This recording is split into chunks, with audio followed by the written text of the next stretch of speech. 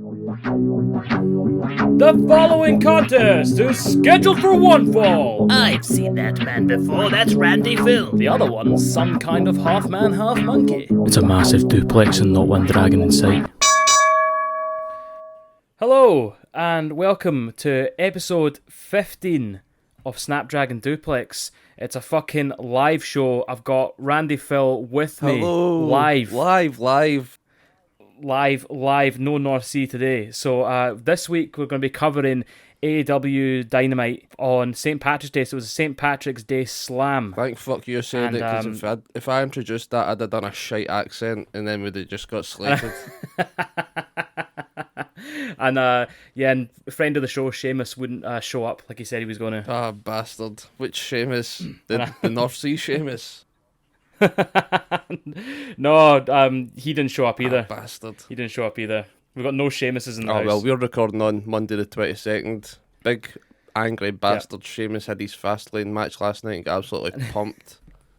So, don't really blame him if he wants to come join us on our podcast today.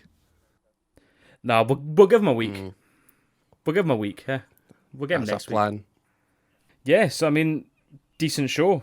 The highs and lows, as there is every week. I don't know if you want to take us away, Randy. Well, we kick off the show and they're fucking showing us Evoultion 2.0, MJF and his boys getting out the aeroplane. And we did run a poll over on Twitter to see what this new band of men's called. I think it was a tie between the Five Horsemen and Tully Blanchard and MJF with bitches. And since I voted MJF with bitches and it was a tie, that's what we're going with until we get the official name later on the night. But it did just feel like pure Evoultion rip-off here, did it not? Yeah, absolutely, man. It was. They walked out a private jet, and I thought, oh, there we go, the stable of the people. Like, who can even afford that? None of them was a fucking champion. I know, fuck. That's why they've got Tully Blanchard there, just digging into his pension pot. Like, you got in that Ric Flair money line about we can Ric use. Flair's not even got Ric Flair money. Fuck knows how he got away with it. I know, fuck knows, man. Fuck knows. Ah, well. It's a Then rental. we fucking cut back and it's the first match of the night was Penta versus Cody. And fucking typical Cody gets his own special Paddy's Day shirt, which is green with a white logo. Kind of looked cool. I kind of wanted it, but nah, fuck him. I'm not playing to Cody's ego, Cody the heel. He's lost a fan. I'll still buy his shit. I love Cody's shit. Yeah. Especially when in this match he does that massive top rope Hurricane Rana. Yes. That was just beautiful, man. Yeah, it was awesome. It was awesome. It was a good match. I liked the match. I thought it was going to be one of the ones to close the show, but of course if you've got a lights out match, that's the one ending the show. It was weird that this went on first, but nah, fucking can't fault it. I really liked the match. And there was a bit whenever Cody had him in like some sort of backpack and he was like on the seated ground position and he just stood up with him, carrying him the whole time. It's like, fuck me, man. Yeah. That hurts my back Strong. just looking at it. Like, fucking hell, see when I'm trying to carry the shopping in for the car, my back's killing me and this guy's lifting a fully grown man. I know, it's insane, isn't it? Sakes. Yeah, I liked it. You got any big spots in the match or what to call out? I guess the only thing I've got to say about the match was it started off so strong when so Cody comes down the ramp and he's met by Penta just doing a flip over the ropes and cunting him in the face, and then it ended so flat. It started so good, ended so flat with a wee shitey roll up. See, that was the thing. And Cody wins. You watched some Lucha Underground, didn't you? Yeah, I liked it. Penta was in that, wasn't he? Was he one of the top boys in it or something? Yeah, Pentagon Jr. he was there. And I've been hearing like he was the arm breaker over there or something. Yeah, that's right. Yeah. So I think that's what they're trying to do here. They're trying to bring him over here and give him that arm breaker, shoulder breaker, gimmick, whatever it is. I'm not sure. I didn't watch any of it, so I don't know if that was like his thing was breaking cunts' arms. Yeah, well, that makes sense, actually, now that you say it. Yeah, he did go through a phase of breaking people's arms as his gimmick. So, like, I mean... You say that as if he's just an adolescent child. It was just a phase. He grew out it.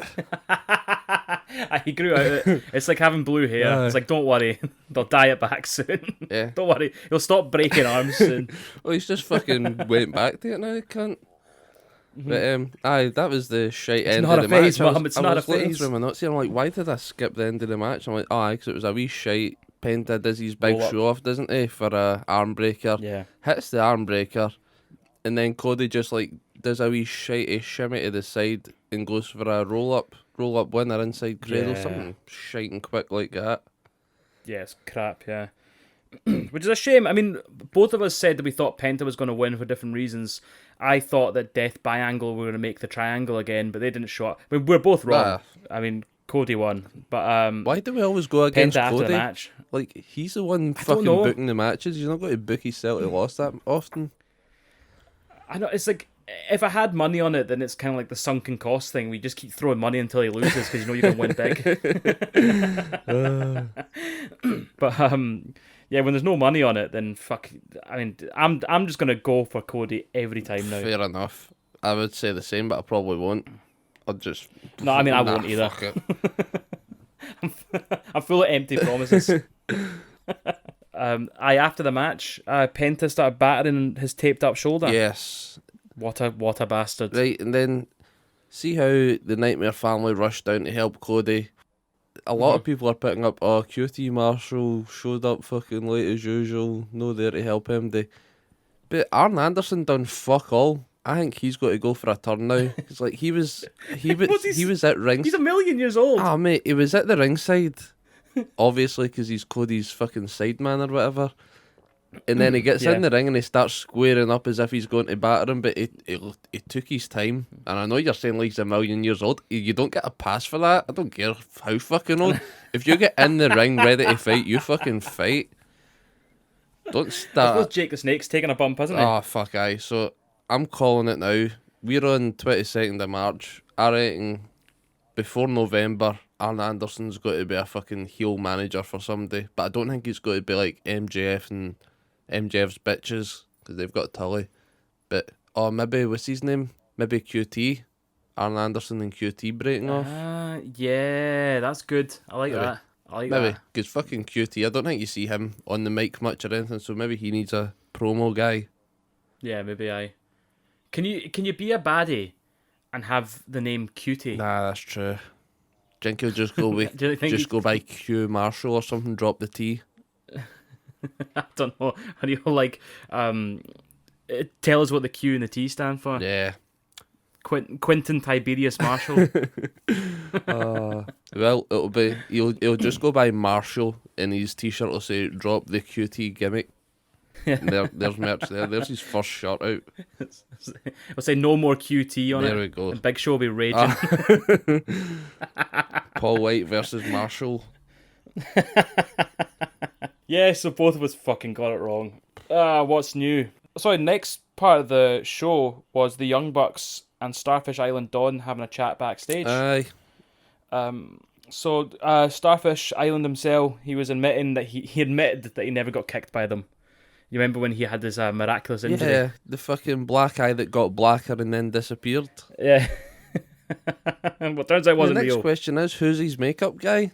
Did they just openly admit now, we're a TV show, we've got a makeup guy back there? Or is Don Callis paying somebody to come in off his own money to do fucking fake black eyes for him? Maybe it's the same guy who's doing the Fiend's clothes right now. It could be. That guy's just got a job for life. Fucking too right. Oh, actually, on a side note for that, just a wee bit of trivia. Do you know the guy who makes the Fiend's mask is the guy who made the mask for Slipknot? It's mental. That's a good one. Yeah. I didn't know that. I think he made masks for some other famous horror movie. Fuck, was it? Like Jason or Freddy or something weird like that. It was maybe Jason. It might have been Jason. Something like that. It might have been Texas Chainsaw Massacre. Yeah.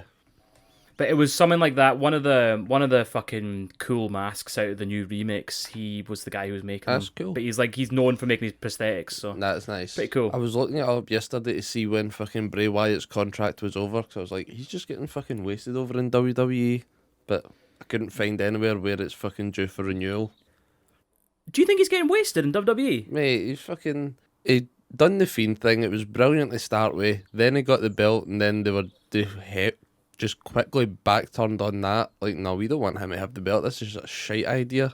What happened? I got fucking squashed off Goldberg, didn't he? Before WrestleMania. Yeah, What's yeah. that? Yeah, that's right. It was in Saudi Arabia. Aye. It was in Saudi Arabia. So he got squashed off Goldberg, then he disappeared for fucking ages. I can't remember who he first came back to, but he had a good run with... Braun Strowman. Was it Braun? Nah. Yeah, because Braun won the I belt. hated that one. That was shite. And that's when they got Alexa Bliss starting to turn, wasn't it? I liked all these things. Well, except Goldberg. Let's not talk about Goldberg. He's Never he's again. still on my list Never of bills again. I don't like. Yeah. The bad Bill list. the bastard Bills. Him and Bill Clinton just chilling there. But no, fuck him. I really like the Fiend still. I think they fixed it. I liked the Daniel Bryan feud that he done. Yeah. And they done the... What match was it again where they fucking tie each other? It was it's a strap match. Aye, strap match. One of them. They had that match. That was fucking brilliant. Then the Fiend went on, and I think it was the Miz after that. That one was shite. When he turned up at the Miz's house. And Aye, that's when they tried... Aye, this was fucking ages ago, actually, because that's how the Miz Yeah. got with John Morrison.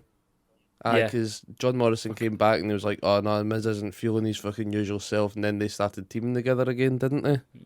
Yeah, they did like the home invasion angle with Bray Wyatt. See, And that the was Miz. all shit. I didn't like any of that.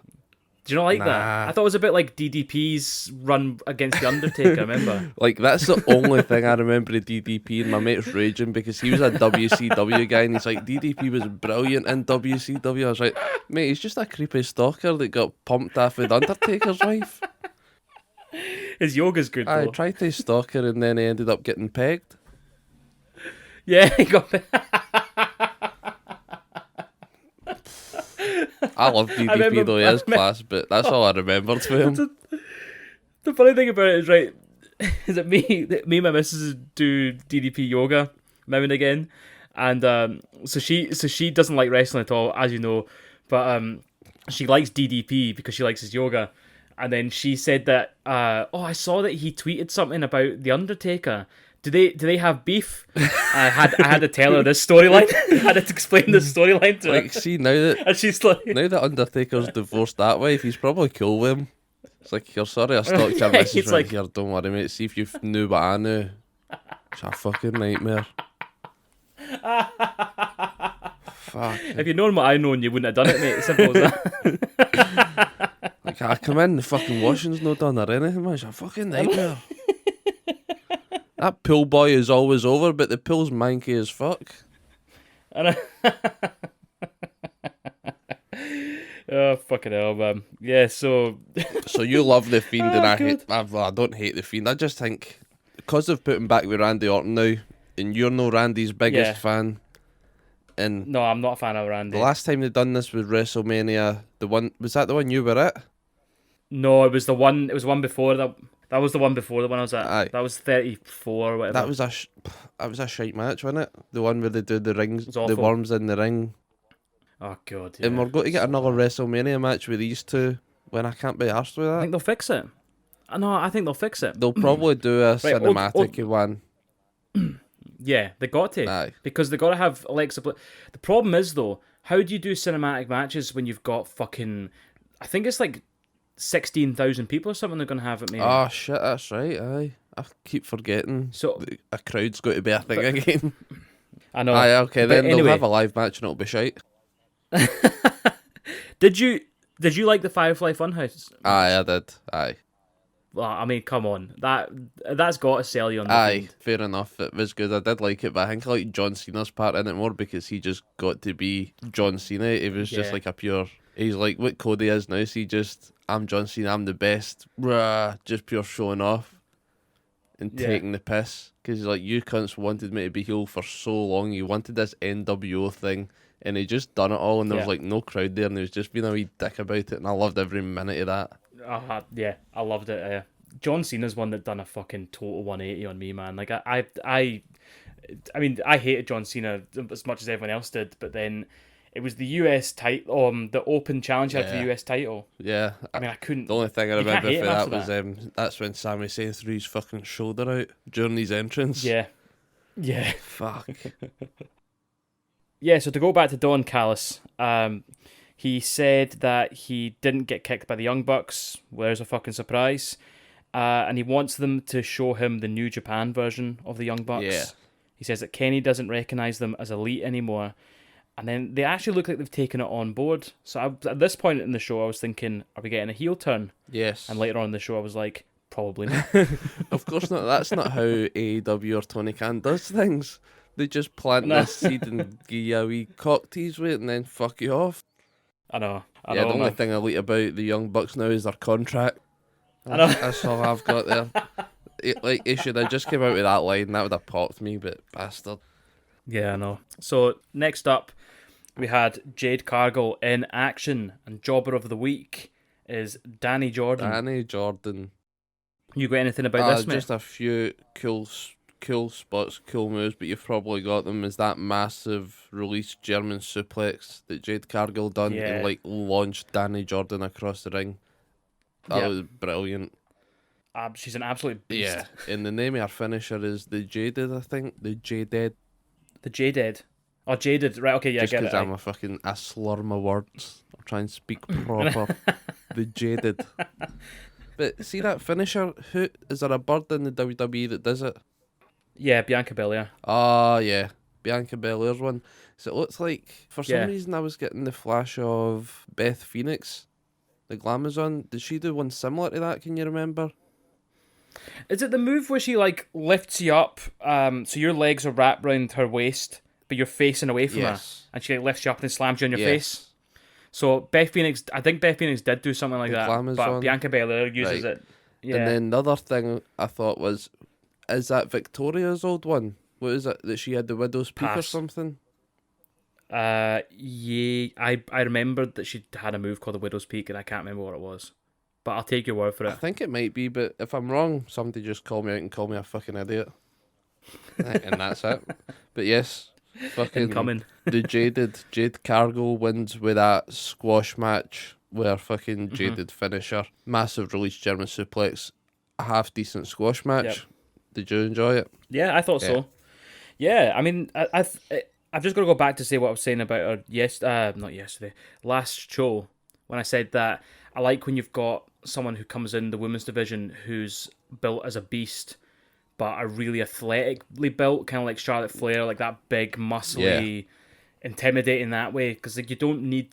I mean, usually with the women, they usually just go for the bigger lasses and they go right. She's a monster. Beast. She's a monster, like Nyla Rose, Awesome Kong. Yep.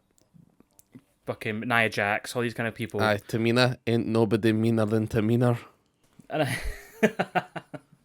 Except her dad.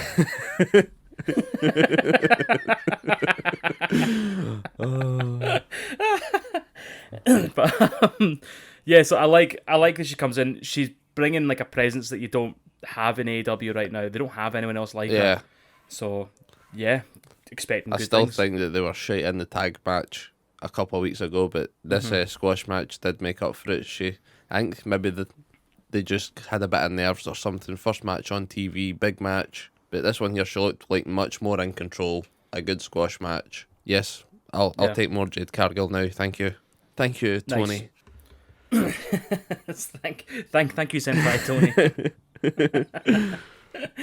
Next, we had MJF and Bitches. They were all in the ring. They were all on the mic doing their stuff. And this is them revealed themselves as the Pinnacle. Yes. What are you making of the name The Pinnacle? It's shit. It is, isn't it?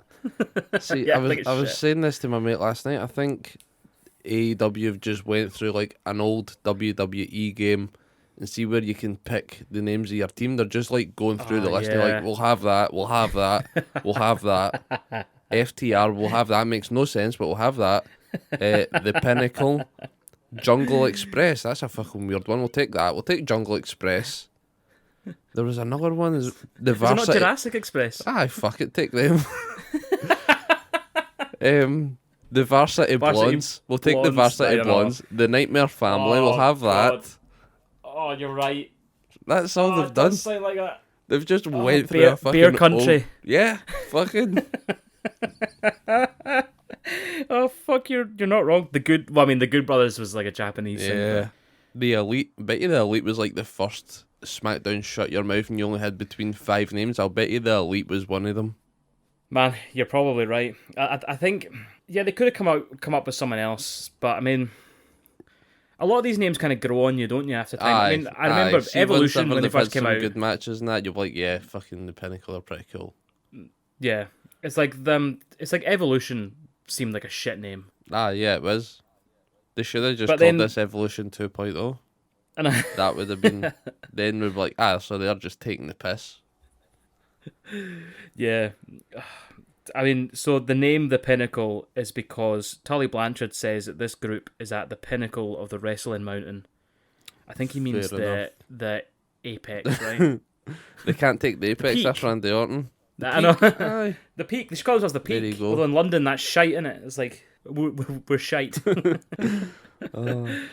So they say they want to take everything from Jericho, starting with his locker room. See, for what the promo is, it was a decent promo, what they were saying, what they were getting through, but you've seen it a million times. I feel like Jericho had done it with the Inner Circle. It just felt like a Triple H rip-off of them rhyming through who each individual is and what they've done. It's like, we know, we kind of know.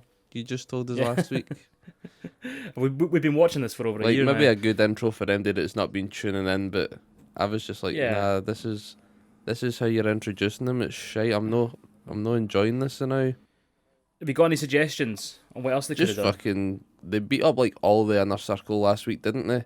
Just like go into the locker room, stick the sign on the door, like what they do later on, basically.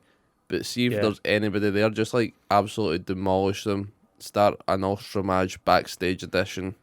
But probably couldn't put Jericho and that in there. Oh, I bet you the Pinnacle kidnapped Shaq.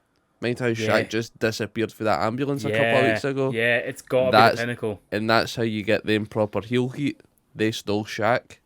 Then you have Shaq in a match against Tully Blanchard.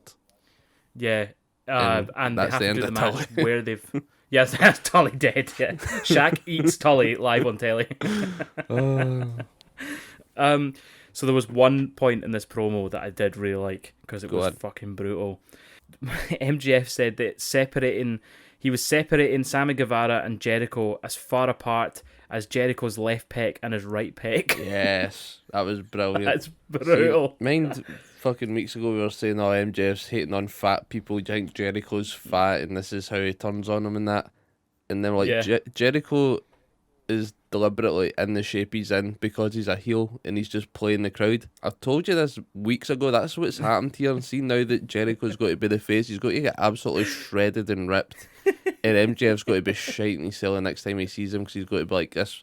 So like, see that painting that Don Callis and Kenny Omega had where they had like abs for days? Jericho's got to have as many abs as the two of them combined. He's got to come in like 24-pack. 24 abs. Aye, just look like an absolute beast, and then MJF will shite himself.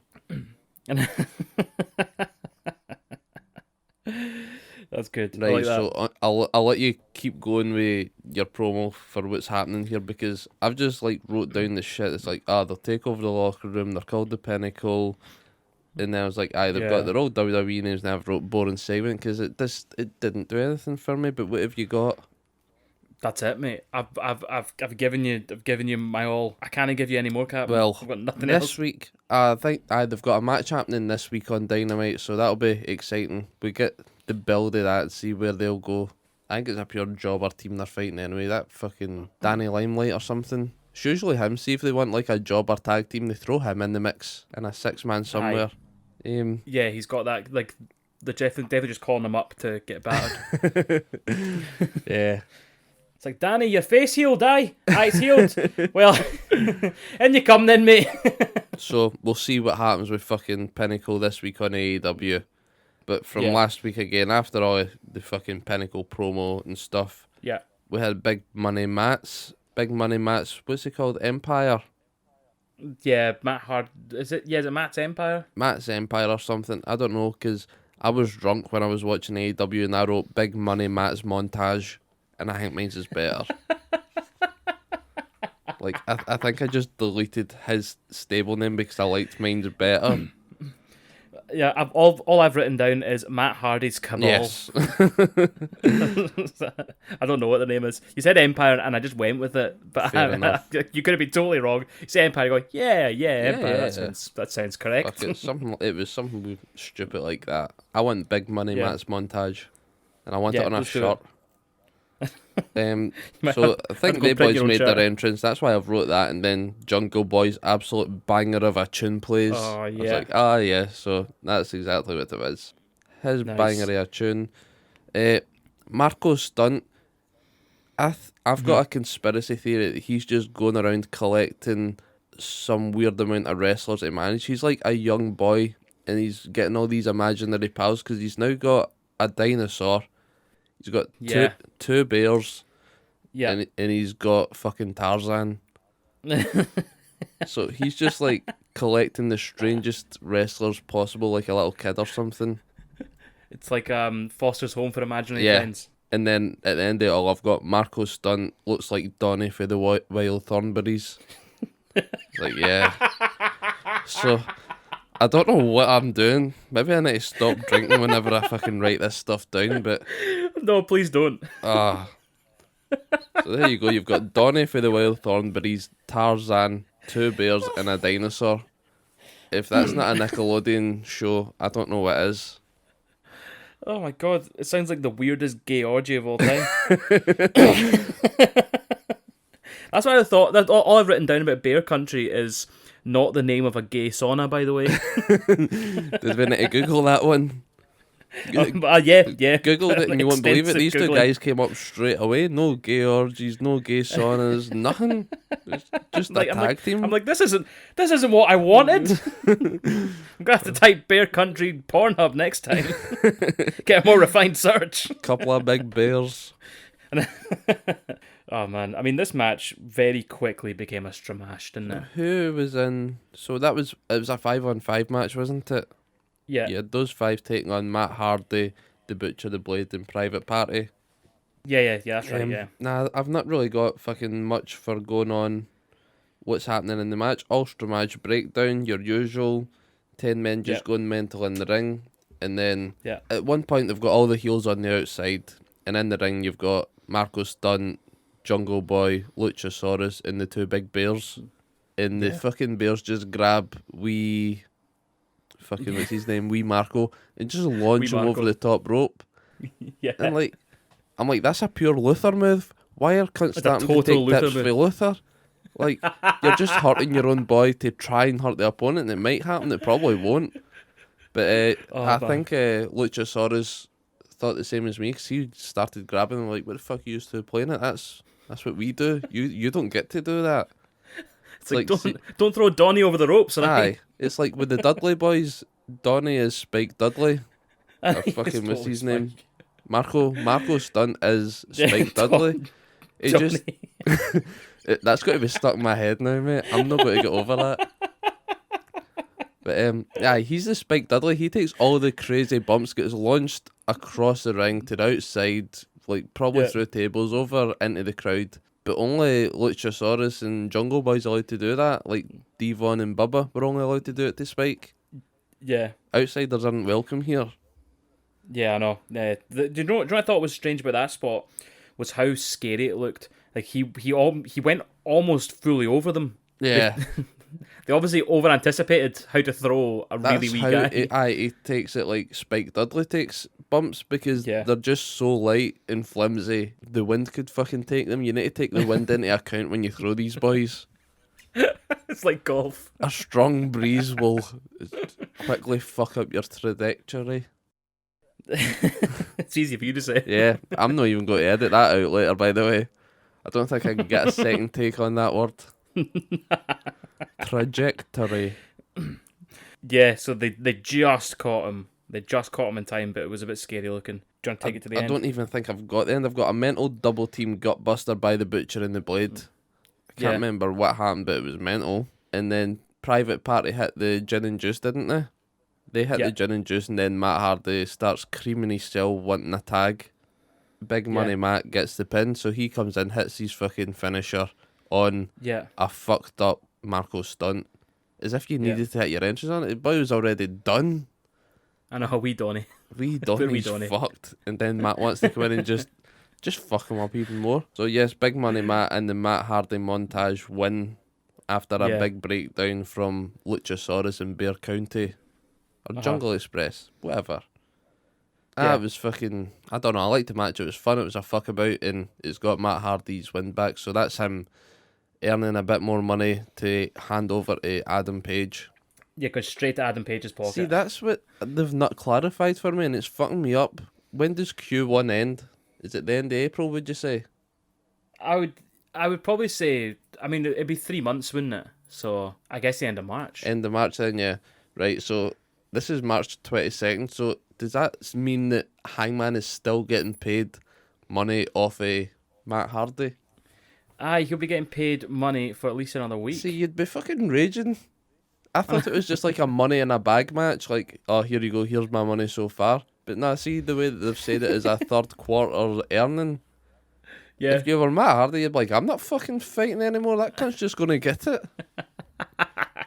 That's what I was saying. He should be sitting out every week because he doesn't make any money. Nah, fuck him, he just wants all the glory, doesn't he? And he's still recruiting people, he's still getting his 30% like you were saying, so now he's got the Butcher and Blade, and their money's going straight to Adam Page as well. See, if you were Adam Page, you would just be like, oh, here, Dark Order boys, there's like 20 of yous, I'm really sorry, but can you go join Big Money Matt for a week? And then he gets all of their 30%. He doesn't even get their 30%. Matt should get their 30s, but he's getting all of Matt's money, and then he just reinvests it in the Dark Order. It's like a pure tax cheat. Yeah, that's the best way to do it. Think of all the lawnmowers you can get. That was a big tangent we went on there. Big Money Matt wins when he fucking shouldn't even have been in the match because he's just fucked himself with this stipulation. Yeah, so I mean, Big Money Matt wins. Yeah, I mean, that's kind of what I guessed last week, that they would win, but they would pin one of the wee shitbags, and they pinned wee Dani. Wee shitbag Dani. But then there was a little bit of heat between Bear Country and Jurassic Express after No wonder they Spike Dudley'd them. So what I'm going to ask you, right? I think we're going to get a Noah's Ark match between two teams. There we go. That's what you need. Yeah. We need something crazy. We need a crazy cinematic match, like out in the safari or something. Yeah. In I don't know why I said a safari, because you don't get fucking bears out there and you don't get dinosaurs out there either. Just thought like a fucking Jungle Boy doesn't even live out there. That's it. Just make it a safari anyway, just so you fuck them all up, so nobody's got like an advantage. Or you could do like a night at a museum match. There we go. That'd be good. We'll give Ben Stiller a shout. Yeah, get Ben Stiller on the ball. Who the fuck else is in there? Fucking Robin Williams, but I've not got my Ouija board. Oh no. I know. Oh no, R.I.P. See, that's the only one I could think of. I'm glad that I got Ben Stiller before I got Robin Williams. Fuck. I know, just make it a sad joke. Owen Wilson, he fucks about in them. Yeah, we can get him to say wow a few times. Steve Coogan, is that the cunt's real name or is that his character name? No, his character name's Alan Partridge. Yeah, Steve Coogan then, or Alan Partridge. Yeah. I'll try and get him on the radio. You'll get him on the radio. Right, cool. So that was the end of that match. So what was your question again? We're having a Noah's Ark match for these cunts. A Noah's Ark match. Aye. I'm thinking like you could do it a bit like a Royal Rumble match, but you got to throw them over the side of the boat. Like that's death. And I'm going to get into this later, right? I'm going to get into this later with the fucking lights out match, because it was a pure bullshit match, right? And I want you to remember this Noah's Ark match about it. If you're saying throw the boys over the side to eliminate them, basically kill them to eliminate them, right? That's what we're saying. So remember that when we get on to the main event. Okay. We'll eliminate them from the match and from Earth. From existence. Right, cool. So next up was John Moxley obligatory promo with Eddie Kingston. More good shit. And yeah, it was good shit. I liked that John Moxley was saying that he doesn't like the Good Brothers at all, and he said he wasted his money on Talking Shop Mania, which I thought was funny as fuck. Loved it. I loved the wee shout out to Talking Shop Mania. That's one of them. I've not watched. I doubt you've watched it, have you? I watched some of the stuff. Dabbled. I've dabbled. That's one that we should do like a live stream watch along with, something like that. Yeah. Some weird Yeah, we could daft do, yeah. one. Yep, it gets a shout out to Talking Shop Mania. Says they wasted his fucking money on that. And then they're shouting out Chad Too Bad. Yeah. Is that his name in the Southpaw, Talking Shop? Yeah, or that's what I was going to say. Is that the Southpaw Regional Wrestling. Yeah, that's what You've it was. got the coffee cup of that one. I remember that one. Yeah, I do, yeah. At work. Yeah, that is quality. That they were meant to be doing a third season, but I think they've shot out it now. Yeah, I mean, they've lost a lot of the people for it, haven't they? I mean, they don't have the Good Brothers anymore. They don't have Cena's not kicking about. So Yeah. I think they've only got like Fandango and I don't even think they've got the Loch Ness Monster thing, 'cause I think that was Rusev. See yeah, the you're big right, swamp creature? Yeah, that was Rusev, right? They fucked him. He's probably took the costume with him. And he's put Gucci all over it. He's waiting to bring it out in Miedo. That's a match I want to see. The Swamp Monster versus Luchasaurus. Just throw him in the Noah's Ark match. Oh, Jesus. Hold on, would the Noah's Ark match even fucking work? Let's think about this, right? Let's think logically here. Noah's Ark was the animals went in 2 by 2, so you've got 2 bears. You don't have 2 dinosaurs. Nah, true. Unless that's how you have your that's your next tag match battle royal. Right, okay, They come in 2 by 2. They come in as a team. Come in 2 by 2. Hurrah, hurrah. Hurrah. Yeah. Yeah, fucking... We're on to something here. You just make it a tag match. Friend of the show, Tony Khan. You better be listening, okay? This is money. We want the Noah's Ark match. We want the Noah's Ark match. And I want it to be biblically accurate, okay? Yeah. I want God to be involved. We've not seen him since he tagged to Shawn Michaels. Like, rains for 40 days and nights. Just start the show with the match and let it rain. And just rain through every other match. Like, sorry, boys, it's 40 days and nights of this. But it's a 3-hour show. Don't give a fuck. You're getting 40 days. It's like, can you not put a roof over the fucking ring? It's like, no, they didn't have roofs back then. Right, so to go back to Eddie Kingston, John Moxley, their promo leads into their tag team match against the Good Brothers. So you got Eddie Kingston coming out the tunnel, the Goodies tunnel, and he gets jumped by the Good Brothers in the tunnel. Right. Hold on. Right, hold on. Have I skipped something I here? think so, because I'm like, what if, how come I've just went on to Christian? So that was all backstage shit with Moxley and Eddie Kingston talking Shop Mania and Chad Too Bad and all that shit. Maybe I missed Christian. Hold on, no, wait. I've got nothing written about Christian here, so yeah, you're probably right. I think they just maybe flagged up a promo saying Christian's up next or something like that. Maybe that's all it was, because I think I just went off on a pure tangent after that, and it says Christian's up next, and I've said, alright, so what is your favourite Christian theme tune? Oh, it's if you close your eyes, do do do do do. You know that one? Aye, that was the one that was like two split after he split for Edge for like a year or two, wasn't it? The one against Jericho at WrestleMania. Yeah, it was when he was Captain Charisma. He Aye. used to come in and like slap his chest and point out. That was cool. Yeah, that was brilliant. I loved the slap chest and point. It was such a good move. Yeah, it was class. Such a good taunt. Aye, the heart beats for the peeps. Man, I loved so me and my cousin were it was me and him that used to watch wrestling together when we were younger, and I loved Christian. He was all he used to slag me off because I was obsessed with Christian. Yeah, but he was my favourite as Captain. Yeah, it was fucking quality. I think my favourite tune was the one where he first split for him, and it was like that pure opera-esque fucking intro. It was like Christian. Yes. Yeah, like that was a pure banger for me. Just see that wee It's like, yeah, that was my favourite Christian tune. Yeah, it was quality. The one that he's using here in AEW, that's supposed to be the one that he used over on TNA, but I can't remember because I never fucking watched that much TNA when Christian was about. I never watched much TNA at all. So apparently that he's got that entrance tune back, and everybody's like, "Oh, that's the best Christian tune." I'm like, "Nah, fucking that's the best one." It's like fuck off, mate. It wasn't Captain Charisma. But no, I was right. They did do a wee Christian thing because it was just a wee backstage segment, I think. Yeah, you're right. Because he said that he is the workhorse and that he wants to earn his way up to fight Kenny Omega, which is cool because it's not like he's coming in and this is his one big match. It sounds like he's got to be in, he's got to be fighting regularly to get his way up the ranks to fight Kenny Omega. Yeah, I like that as well. Especially that he's got this gimmick that he's going to outwork everyone, so be interesting to see. Who would you like to see him going up against if he's climbing his way up against Kenny?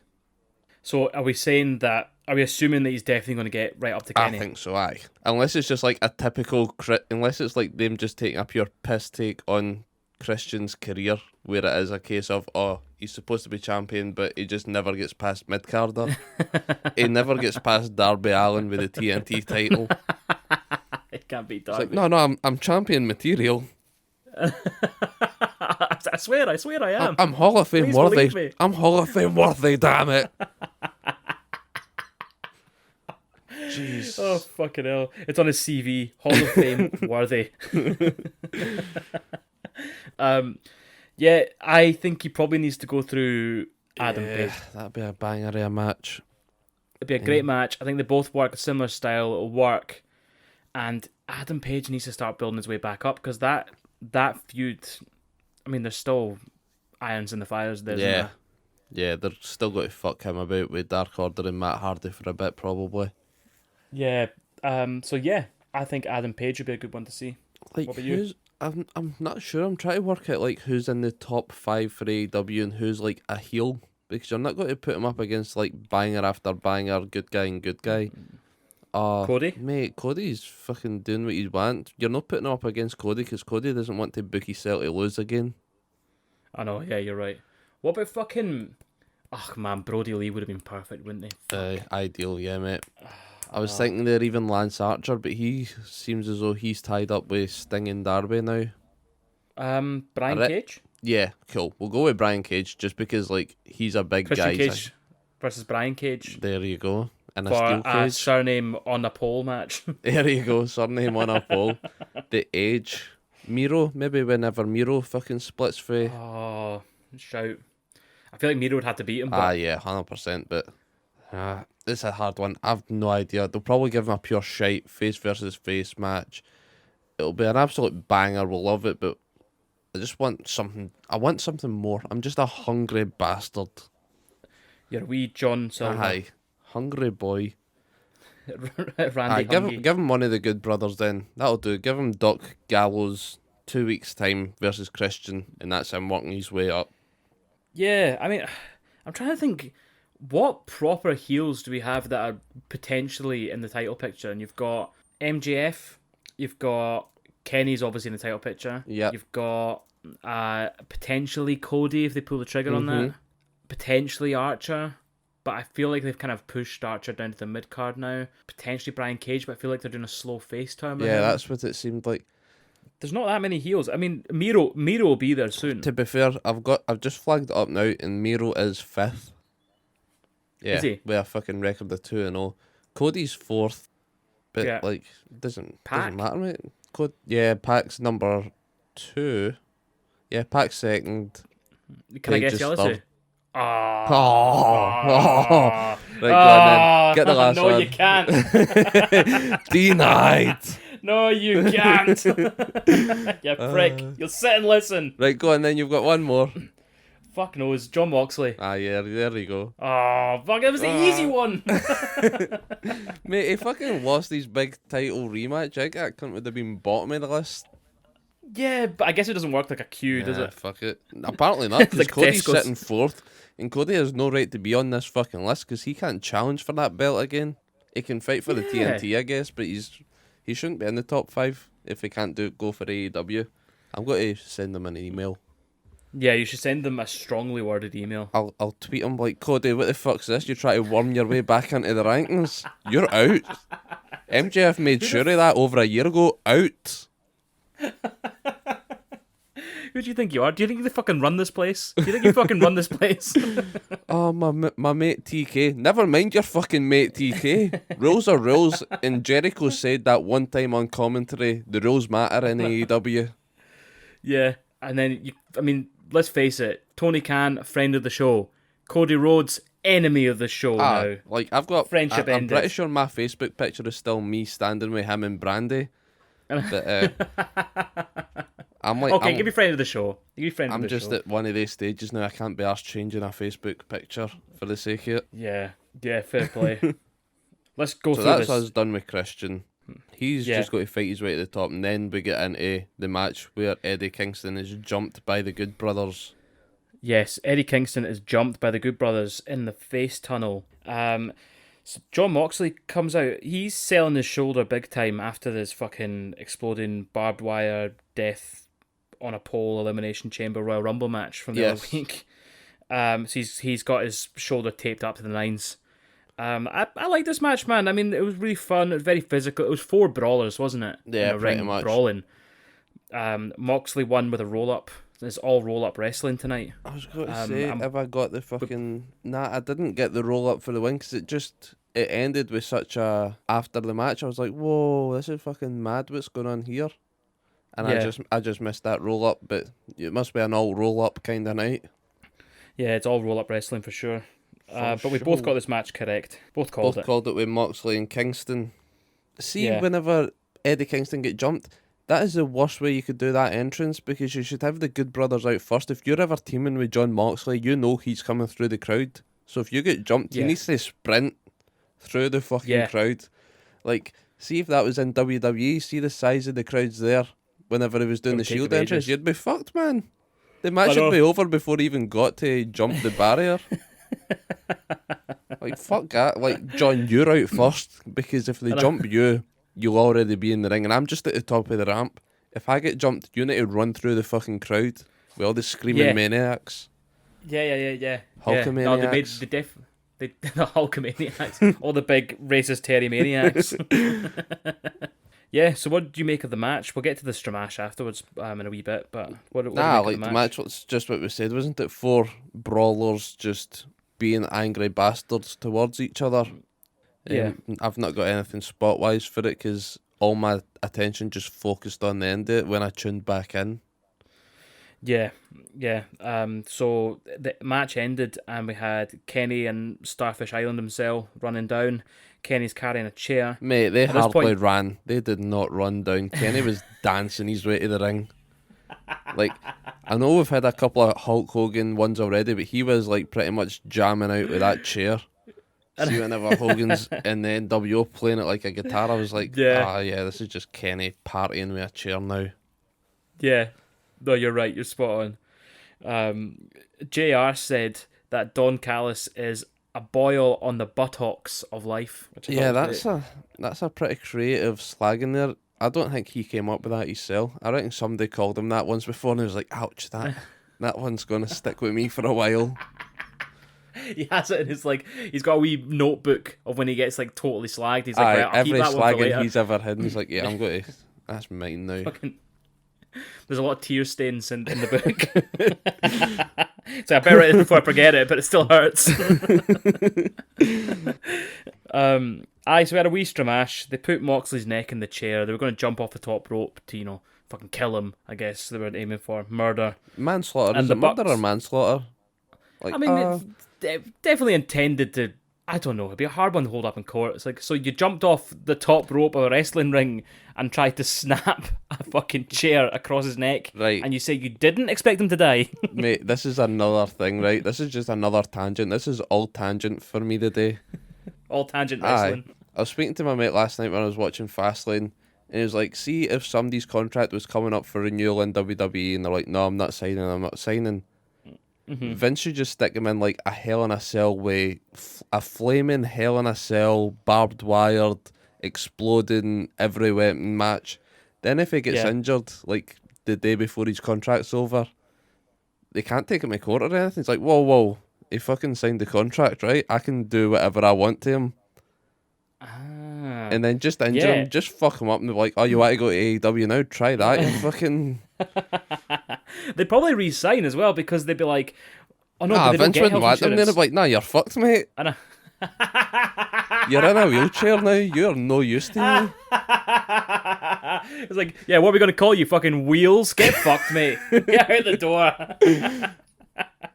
Like, see if they tried to take him to court, they'd be like, oh, so Vince McMahon, you put him in this. I'm like, whoa, it was sports entertainment, right? It was not in any real danger. Yeah, I told him not to try at home. I'm clear. Just like, don't even put it on a pay-per-view. Put it on a random Monday Night Raw or something. Yeah. It's like, it's This TV. Monday. Everybody watched it. If you didn't want to watch it, you didn't need to. Yeah, this Monday on Raw, we've got Braun Strowman versus Alexa Bliss. And that'll teach you, bitch. You don't leave me for AEW, Alexa. Jeez, man. Yeah. But anyway, that was my tangent off of because the Good Brothers done the steel chair leg trap thing to Eddie Kingston to start with. So they done it for the top rope and fucked his leg. And then they went to go and do it on John Moxley around his neck. So they tried to put a chair around his neck like old school Kane style. Not even old school Kane, like peak Kane when he was just a cunt for the sake of being a cunt. And he would get a chair, put it around your neck, go to the top rope, and then he would just like fly off it and stand on it to break your neck. So they set up for that, and then the Young Bucks come running out. They set it up, and the Young Bucks come running out. Here we go. Yeah, they were going to stop them with the power of words. See, I definitely thought this is where the Young Bucks are going to turn. I was like, they're going to be like, no, you can't do it. Don't do this to John, because we are going to do it to him. I was like, oh my god, they're going to do it. The Young Bucks are going to be pricks. Nah, didn't happen. No, they just stopped it. yeah, And I was disappointed. There we go. That's all. That's it. See how this ended. See how disappointing that was. That's what happened. That's all I've got for this. Yeah, the Young Bucks came down, they spoke a few words to them, and all the Starfish Island boys tried to two-sweet the Young Bucks, and they're like, nah, we're out. And Not sweet at all, mate. Not sweet at all. No, not sweet at all. They are bitter. Too bitter. Yes, right. Did you notice before the match, because my notes are jumbled up here because of the way they've announced this, right? Yeah. Matt Sydal won something on AEW Dark Elevation. Yeah. Did you watch Dark Elevation? I missed it. I wasn't that fucking bored. I think it was like a 2.5 or a 3 hour YouTube show. Right now, I feel like when I was in school and and the teacher would be like, "Did you do that homework?" And I'm like, "Oh fuck, I forgot we even had the homework." And it's like right now, I instantly got a wee bit of guilt there, going, "No, I didn't watch it." I didn't watch it either, right? I didn't, but I caught this that Matt Sydal won I can't even remember the name of an eliminator match, AEW eliminator match. So next week on AEW, Matt Sydal is going to fight Kenny Omega. I should have said this one at the end of the notes. I've probably got it down the bottom there as well.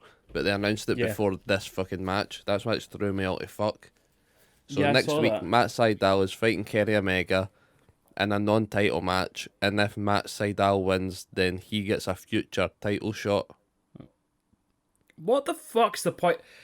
You don't get that in boxing, do you? Do you know what I mean? You don't get to fight Anthony Joshua, right? And you knock him out, and then they go, "You don't get the belt, by the way.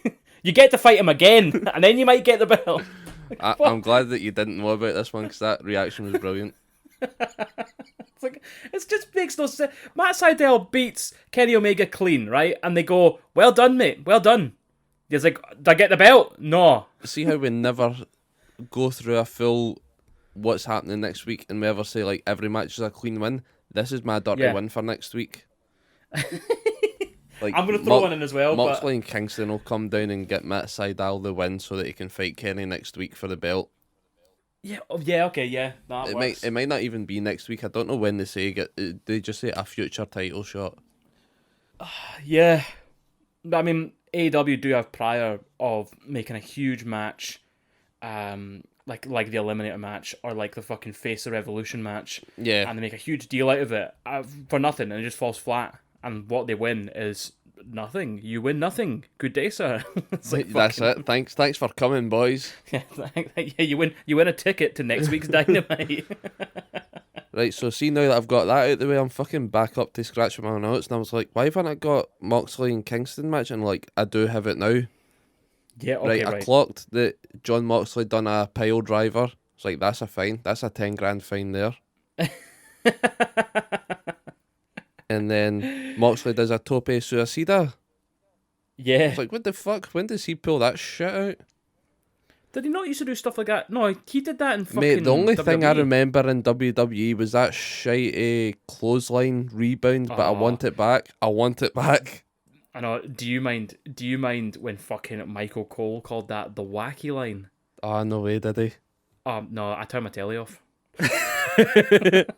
And that was like the the end wacky line, of WWE. Yeah, I was like, goodbye.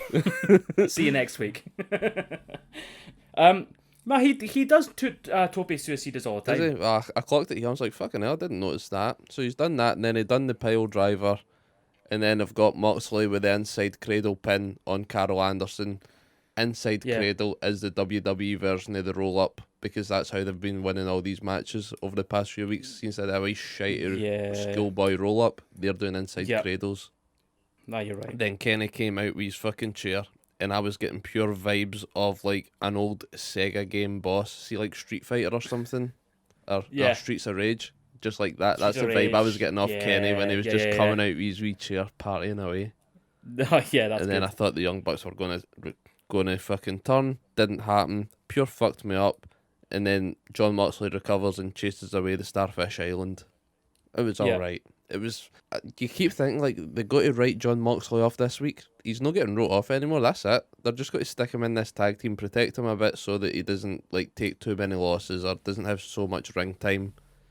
And then they can give him a couple of weeks off to be with Renee and their newborn and all of that stuff, and then they'll bring him back and just stick him in some more tag teams. It'll be all right. Yeah, I mean, it is John Moxley. He fucking wants to wrestle all the time, doesn't he? So I mean, I imagine they're probably saying to him, "Look, you can go if you want," and he's like, "No, why would I want to?" Exactly, that's it. It's like, nah, fuck that. Kid's still about. So then next is when we had the Sting and Darby with Tony Schiavone. Yeah, Tony the Shagger. But I'm getting pissed. I'm still pissed off now. I was getting pissed off about a month ago. Now I'm there. I'm pissed off with the way that he keeps going on at Sting. Yeah. I don't even want to say it the way he says it. It pisses me off that much. Yeah, I've had enough of it now as well. He's still a shagger, but... he's still a shagger. Still a shagger. Shagger Schiavone. So I love fucking the theme songs in AEW. I noticed it more whenever we had the Sting theme. See, like the big dramatic piano intro thing. It's like, yeah, that's cool. I like that. And then Darby's just wee slow beat just at the intro when he's coming out. It's like, man, I just love the themes on AEW. They're brilliant. You could just make up a playlist easy and just loop it, and it'd be class. You just need to start with like Judas or Jungle Boy. You can't finish with them, because if you finish with them, you'll be peaked and you'll be like, oh my god, I want more. I think I'd finish with Jungle Boy just so I could walk around the rest of my day like, oh. Man, yeah, I'm getting bored of Tony the Shagger's out. He calls out Sting for a chat, and I'm getting bored of it. And I'm sitting there going, "This is so fucking boring. Stop doing this every week." And then fucking Lance Archer came out and said exactly what I was thinking. Yeah, Lance Archer for the people. Yeah, he walked out and he said, "I'm fucking bored of you interviewing him every week. It's shit." And I'm like, this doesn't make you a heel to say this. This is the truth. It's fucking boring. The truth will set you free. And Lance Archer is actually a face after all, it turns out, because he's as sick of it as the rest of us. Yeah. And he's sick of seeing this lineup. So do you reckon this is him going for the TNT title? Last week I thought he was going to be fighting Sting. I was like, that'd be a bit weird, but it must be for the TNT title. And then it'll be like Sting and Darby. Well, Darby with Sting in his corner taking on... Why do I keep wanting to say Brian Cage now? It's not. We've moved on for him. We've finally moved on for him. Don't go back there. It's Lance Archer. Lance Archer with Jake the Snake in his corner. And you know Jake the Snake's got to take a couple of bumps off his Sting. He can take a Stinger splash or two. Yeah. Maybe not put him in the Scorpion Deathlock, because that might actually kill the cunt at this point. Like, a lot of things have tried to kill Jake the Snake Roberts and nothing succeeded yet, but see the Scorpion Deathlock, it's in the name. Please don't try it.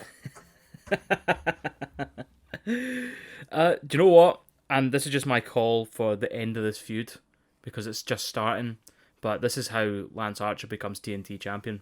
Yeah, that'd be good. That would be a good one, yeah. Well, I just went through the rankings there and I didn't shout him, didn't I? Nah, he's not in the rankings. No. So, yeah, that'd be That'd be a good way to send him then, yeah. I think so, and I think It's weird how they combine the AEW champion and the TNT champion rankings. Like, they two have got the same top 5 guys. That shouldn't be the case. That's weird. I think they're not classing the TNT as the mid-card belt. They're classing it as, like, basically like the Universal title and the WWE title are supposed to be on the same fucking pedestal, even though the WWE title is ancient and prestigious and the Universal title is like a toy belt. But Yeah. Do you know what I mean? But so they're kind of putting the TNT and the AEW title apparently on the same ranking as each other, even though that's not the way anyone looks at it. But Nah, 100%. there you go. Yeah, fair enough. So that's why they're doing the same rankings and stuff for it. But I agree. I think you might. I mean, the TNT is going to be a way of elevating people, right? It elevated Brody Lee to being a fucking badass. Yeah. It elevated Darby. So I guess the next one it's going to do is elevate Lance Archer. And I'm here for it. And I think, mate, you're getting far too ahead of yourself here. It's going to elevate John Silver, right? do you know what? I would take that. I would take that. That's where we were getting with all this carry on, wasn't it? That's why they were out there and Tony saying what's happening, and that's where fucking what's his name? Darby Allin says, I've defended this belt 3 times, and everyone's like, yeah, fucking right, yeah, you defended it 3 times. Like, no, that's shite. I want to defend it more. So he puts an open challenge out to the Dark Order members. Yeah. And then, see, when we were talking earlier about John Cena and his US Open Challenge, I was thinking that's like, alright, cool, he could just fight a different one every week. But no, he's being snide with it. He's only given them one chance to get it back. That is shit. Yeah, the one that stepped up has been young boy John Silver. Good. See, I reckon they're probably going to do like an open challenge style thing maybe after Yeah, it. that'd be cool. It would be cool. It would be cool. I think Just never give Lance Archer the open challenge. Just piss him off. Oh, sorry, Lance, you were a bit late this week, mate. My car was broke down. It doesn't fucking matter. You weren't here. They'll start doing the whole Mr. Burns thing of like, shave those sideburns. Come and get This week it's Luther, mate. I'm sorry. And See his sideburns? Exactly, no sideburns. Luther's on it. So I don't think you know what sideburns are. So after that we've got my favourite part of this whole segment. Team Taz come out and Brian Cage breaks rank to say, you know what, Sting, with or without your bat, you actually are an icon. And then they're all like, what the fuck, Brian? What the fuck? This isn't what we talked about. I mean, like, we were just in the back here. You think you could give us a heads up before we go out here half-cocked? It's like, wait to get back to the car, fucking woe betide you wee cunt. I did pop because they were shouting, what the hell are you smoking, Brian? I know. It's like, yeah, Brian, what you smoking? Yeah, Give Brian. me some. I know, where can I buy some, Brian? What the hell, Brian? But it was good. I like that. I think, Well, to be honest... See if he does turn on the rest of Team Taz now, if he's a bit face. Yeah. This is like a good way that they can do a fight with him, because Brian Cage has got the FTW belt.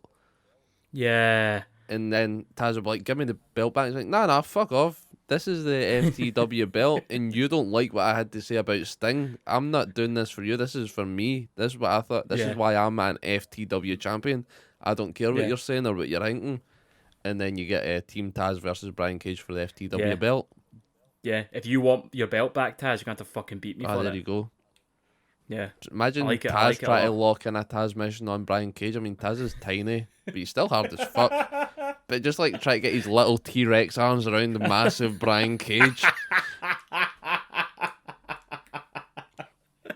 Brian Cage, who looks like he's eating a Taz for breakfast. I hope Taz doesn't listen, because I really don't want a Taz mission. I don't want that shit. I don't know, mate. I don't know. I think maybe you could beat Taz. Maybe. On fucking Fall Guys, maybe. It's like 50? Aye. Fall Guys, mate, new season out today. I'm getting on it. Yeah. Yeah, we so me and my missus play Fall Guys now and again, and we logged on yesterday. We're like, right, we're gonna have to unlock the Krampus head before fucking season 4 comes out. But we're miles behind. We couldn't fucking catch up in time. We played it for hours trying to catch up, so we didn't get the Krampus The new head. one's today, so get that updated. Yeah, will do, man. Will do. I'll give you a shout. Yes. Cool. So the next match of the night was Rey Fenix, my boy, versus Angelico, which, judging by his gloves, is definitely Randy's Yes, mate. Just all the fucking weird gimp gear. I love it all. boy. But where was Jack Evans during all of this carry on? That's what I wanted to know. Is he away doing more dirty money mat stuff? He's in the dungeon. He's in the sex dungeon, just doing his weekly job. Fair enough. So I mean, this match was good. Yeah. It wasn't great, but it was good. It was a lot of slick mat wrestling, wasn't it? It was all Yeah. mat wrestling, and it was really slick. And did you notice the Navarro death roll? I've got that wrote here. It's just like right. it is a very nice submission. That's all I've got though. So yeah, I've got it so So cool. I did interrupt you. See when you says, "Did you notice that submission?" Like, yeah, I noticed it. I noticed the submission, but I didn't know what happened. I don't know what happened. I just remember it looked cool as fuck. Yeah, it was so cool, but then all I've written is, why the fuck would you put it on so close to the ropes? Because of the way that you have to roll them over. You just rolled them into the ropes, and you just like... I think they felt... I think you could see in his face he'd done it, and he was like, I've kind of fucked up there. It was a wee bit too close to the ropes. He didn't have the whole... Yeah, he's a big dragging lanky himself bastard over. though, isn't he? It looks it anyway. Yeah, no, he is, I mean, especially compared to Phoenix, who's like fucking... I don't know, he's like short, isn't he? Yeah, fair enough. I'm going to guess 5'9", 5'8". You reckon? I don't know. I'm just guessing. What do you think? Rey Fenix, Yeah. like, before I look it up, I'll say 5'6". 5'6"? I know, I went so low there. But I was like, 5'9", you're a fucking idiot. And then I actually thought about it. I was like, ah, shit, I need to kind of stick to my guns here. But now you're right, he's fucking 5'9.5". Is he? He's 5'9.5". Oh, so he's the same height as me. Is he? Fair enough. This is a build height, remember? And no cunt is their actual build height. No, they're not, no. And the fact they've put a half in there as well. I mean, I put the half in there because it makes me feel taller. Sakes. He's 30. Aye, these cunts are just making me feel worse and worse. Is he 1991? Nah, 1990, mate, December. Oh, shit. So he is a bit older than Nah, me. fair enough. Give yourself a break. I know, I was like, if he's the exact same age as me. I feel better now. I know, I was like, oh, thank God. I've still got time. Then we've got I've still got a fucking, year. We've got MJF and Hangman Page who are younger than us, and we're like, ah, bastards. I've still got time to join, to make it the Death Quadrangle. Well, mate, you've got your application accepted by Dark Order. Well, there you go. There you go. That's so, your in. Just show up to Dynamite tape and like, who are you? I'm like, oh yeah, I'm part of the Dark Order. I'm number 69. Oh, they should get 6 and 9 and just tag them together all the time. Oh God, the Dark Order's 69. Yeah, that's what they do. I don't know if Kenny Omega and Don Callis will be too happy. They'll be gimmick infringement. Yeah, gimmick for function. Easy for me to say. Yeah. So all I've written is that it's a decent wee match. Rey Fenix won with his cool tombstone move thing, where he like knees him in the head and then tombstones him. I've still not got the name for it. I can't mind, but I don't know. I was just trying to remember if it was an actual pile driver, or if it was a tombstone pile driver, but I'm sure it's a tombstone. He sits with his legs out, see, like if you were going to do a power bomb. No, and you're you, right. You yeah. like go on your arse. I'm pretty Yeah. sure that's how it goes, because it goes like into a driver like move. Oh wait, does it? Yeah. Ah shit, I can't mind. Yeah, no, you're right. No, you're right. You're right. He lifts him up, he knees their head, and then he drops them as if it is like a tombstone, but he does it like a pile driver. So you know, like the normal pile driver. Right. Okay. You don't drop to your knees. You drop on your arse. What are you going to name this move? Fuck knows. The not fucking one-winged angel, because it looks so much like it, but it's not it, innit? Yeah, you know what? That's the perfect name. The not fucking one-winged angel. Rey Fenix's new finisher. So we don't get confused when they do it. I can't wait to hear Excalibur excitedly shout, "The not fucking one-winged angel!" Have you got a name for the fucking thing? No. We're fucked. We're fucked. And it's like, well, fuck you then. Don't fucking slag off my name when you don't have one.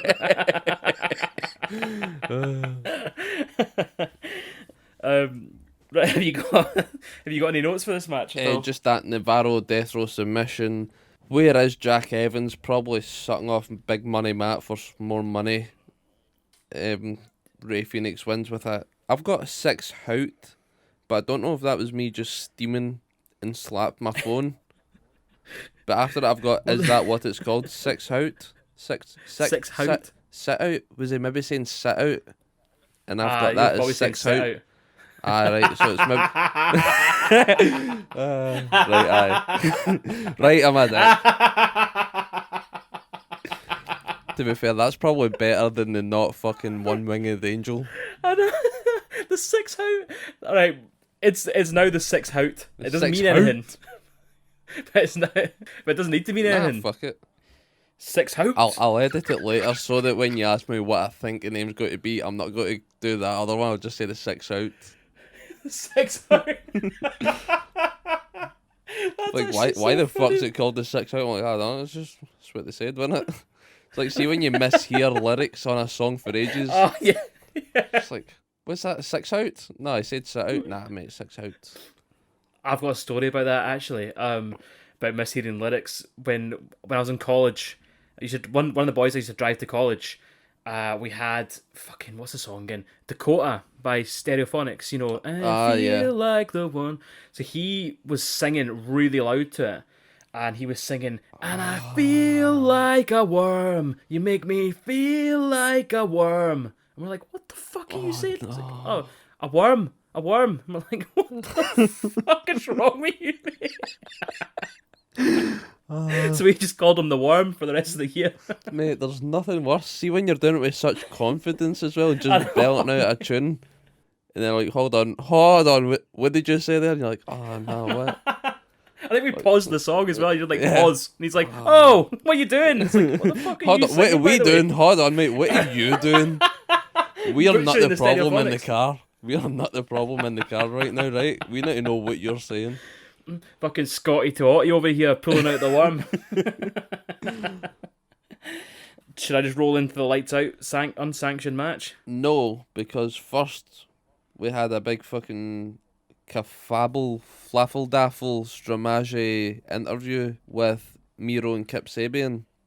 Ah, yeah. I can't remember who it was that caught the interview. Was it Marvez? Probably. For the sake of sakes being sakes, we'll say Alex Marvez was backstage and he was interviewing Miedo, saying, right, well, fucking your permanent, semi-permanent young boy in Orange Cassidy are challenging you for a tag match, winner takes all. And Miedo says, what you on about? I've already got it all. I fucking won. I got my victory. Even though the deal does sound sweet with having a Chuck Taylor as a full-time butler, I'm not interested. No, thank you. I've got my win. I'm moving on. Yeah. And then Kip comes in. Kip's all pissed. I was like, no, this is far from over, mate. They embarrassed me on the wedding. They pushed you into Penelope, into the cake, and it's your fault. And Miro's getting pissed off with this. Like, it's no my fucking fault, mate. You just keep her under control. So she's getting worked up. Kip's getting worked up. Miedo doesn't give a fuck. He's got his wins. He's like 5th on the ranking now. And then he's like, nah, it's over. We'll fucking catch you later. Have a good day, Marvez. Fucks off screen. And Kip Sabian accepts the challenge from the best friends. So I think it's next week. Is it next week? I hope it's next week. So Kip Sabian has accepted the challenge where if the wedding party beat the best friends again, then Chuck Taylor is going to be Miro's permanent young boy. And I don't think fucking best friends get anything if they win. By the sounds of it, they just get a win. Yeah. Which is like a shite deal to offer someday. I know, isn't it? It's like you don't walk into a car dealership and you're like, I'll give you more money than you're asking for. Yeah, Final absolutely offer. daft. But Miedo didn't want it, but Kip has accepted it. So the best friends must win this one then, won't they? I think they will win, but I think they'll win because Miedo will just up and leave. Nah, see, I don't think that's going to happen. I think Miedo wants the wins. He's now focused. He's done with all this shit, and he's like, the wins loss matter here. I'm top 5th. I'm 5th. So he's wanting the wins now, and he's thinking, right, I've beat these guys. I've got that win on my record. I don't want. It was a bit close, maybe. Well, it wasn't. They fucking jumped him, didn't they? Well, they better fuck out of him. He just doesn't want the match in case he gets the loss. And that's what's going to happen. They'll get the loss, but I think it's going to be Kip Sabian that takes the pin, or he costs the match or something, and Miro's going to get raging, and that's how you'll split up Kip Sabian and Miedo, and then Miedo will get like 20 wins on him. Yeah. No, that's good. I like that. 20 wins in a row. Nice. There you go, he's number 1 ranked. Yeah, I like that, yeah. And then he has to fight Snoop Dogg. Do you think that's a valid tactic in AEW? Is just like fight the jobber for 20 weeks in a row and become 20-0? It's like, what's Lee Johnson doing why this not? week? Where's Lee Johnson? Where's that other guy we throw into all the fucking jobber matches? Yeah, fucking Danny Wright, Danny Limelight. Danny Wright. Danny Wright's the other cunt. Yeah, Danny Limelight, Danny fucking Limescale. Aye, Danny Limescale and fucking, who's the other one? Lee Johnson.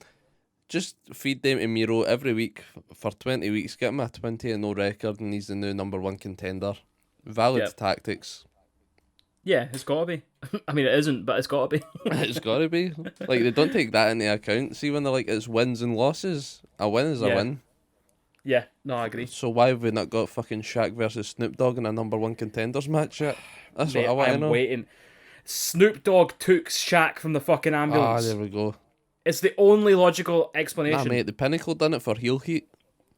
Oh, I don't know. Then I'm torn. I'm torn. When will we ever find out? Just need to tune in every week until the end of time on Dynamite until we get the answers that we want.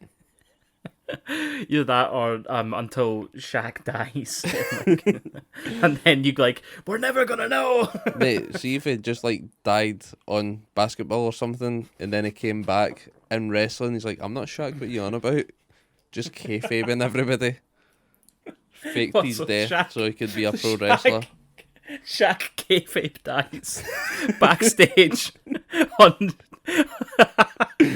the NBA fucking punditry. There you he go. Dies, and then he comes back like the Undertaker in AEW as someone else. He's got a mask on, and he's like, what do you mean I'm Shaq? Why do you think that? Is it anything to do with the fact that I'm fucking 8 foot tall, built like a brick shit? There you go. See, the masks make people. It's like when fucking Hulk Hogan did the Mr. America thing, whatever the fuck, remember? Oh, yeah, like, that was brilliant. Who is under the mask? It's like, well, I fucking wonder. Is it the big racist fucking hot dog man?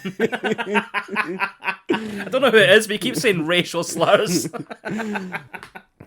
Right, I'm going to jump onto the lights out match that we had at the end. We've fucking cleared that. So, Yeah. So we've got that. Before the lights out, we had fucking... That's when the Dark Order accepted Darby's challenge. So that was nothing there. Yes. We got that sorted. And then after that, the Pinnacle slapped their logo on the locker room. Yeah, So you're right. So the fucking Pinnacle says, we're going to reclaim the locker room. If it was that fucking easy, why didn't they do that to start with? Why did they need to make this whole big show and dance? All you need to do is put a sign on a door and it is yours. I'm going to try that to my neighbour. Like, sorry mate, my house, my sign is on the door. Get your shit and get out. The other thing I thought was that it's a very expensive way to travel to slap a sign on a door. Like, could you not have just phoned someone like who's already there and be like, oh hey Kip Sabian, do you mind just nipping down the hallway a second, just slapping us on a door? Because I don't really fancy paying for a private jet. You just need, like, here, you don't even need to come and pick up the sign. I'll post it to you. I'll post it to the building and you just get it when you get there, right? Spot on. Cheers. Cheers, Kip. You've got your own shit going on with Miedo. Listen, mate, he doesn't even like you. Just go down the hall. Mate, you're just getting him wins. You're just ranking up his fucking character, ranking up his build. Do you know what Kip Sabian's like? You remember when you play Pokemon and you had like your amazing, really strong Pokemon, but you wanted to build up a shit one? So you used to put the shit one out first and then pull them back and put the big one out. It's like, that's you, get Kip. the XP. That's what you are now, right? You're the fucking B Pokemon. Yeah, you're the Magikarp we're trying to turn into a Gyarados. See, right I now, don't mate. know Pokemon, so I'm glad you came out with one there. I know the theory behind it and all. In the turn-based games, couldn't name you them other than Pikachu and Bulbasaur. Is Bulbasaur a B player or is he one of the top boys? They're both top boys. They're both. See, Bulbasaur's a fucking Pokemon. Miro and Kip's like a Magikarp or whatever the fuck you say. Yeah. No, exactly. Yeah. Yeah, I could tell you play Pokemon. You need so much patience for that shit. I've not got it. I mean, yeah, I bought the fucking, is it Sword and Shield, whatever it is just now. The ones for the Switch. I bought it. I think I was going to play it at work, And I started it and went, holy fuck, I don't have fucking 400 hours to play this right now. Can't be that. So I put it down. But I will play it at some I say point. that with every game, mate. I know. I'm bad for this, well. Well, so now it is lights out time. Lights out time. Have you got anything before the match, or are you got to jump into the match for this? I was going to jump straight in the match, but you crack on, mate, if you want to say before the match, whenever they do this whole big song and dance, AEW are not responsible for what goes on after the lights go off. It's like, oh, mate, don't even say that. Right, that's mate, they don't even turn the lights off. So the lights stayed on. They pretty much just made this big announcement, and then I'm pretty sure they went to ad breaks as well. Yeah, like that's not what lights out is. Lights out are lights out. This shouldn't be on the TV. Like, I know it's fucking for the sake of building a match, but if you're calling it lights out, it shouldn't be on the telly. It shouldn't be televised. It should be one of these fucking pay-per-view specials or some shit like that. Don't start running adverts during it.